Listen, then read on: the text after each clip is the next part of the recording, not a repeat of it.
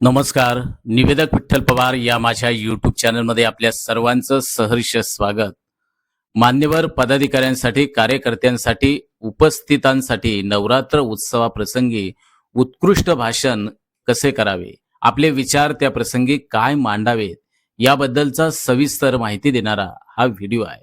त्यासाठी व्हिडिओ शेवटपर्यंत पहा. निवेदक विठ्ठल पवार या यूट्यूब चॅनलवर तुम्ही नवीन असाल तर माझ्या यूट्यूब चॅनलला सबस्क्राईब करा.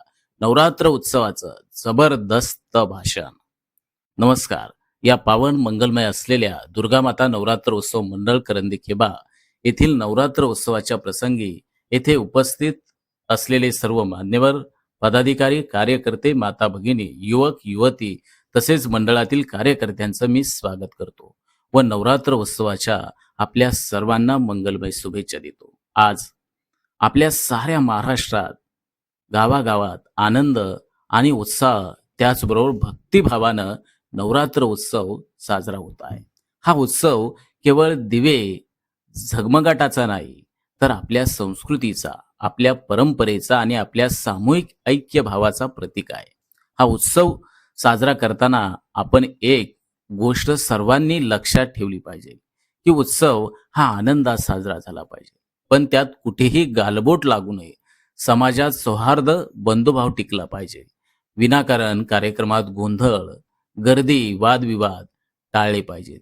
आई भवानीच्या आशीर्वादानं हा उत्सव आपण सर्वांनी पारंपरिक, सांस्कृतिक आणि सामाजिक जाणीवेतून, भावनेतून साजरा करूया.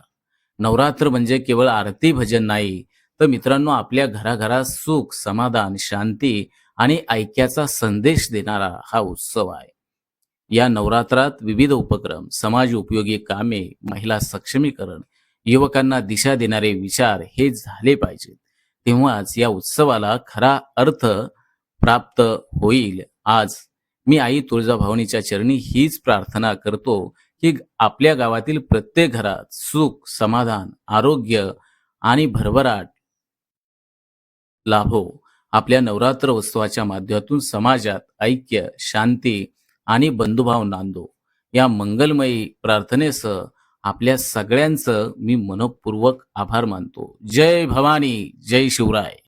आमच्या चॅनलवर नवीन असाल तर सबस्क्राईब बटनावर क्लिक करा आणि बेल आयकॉन प्रेस करा.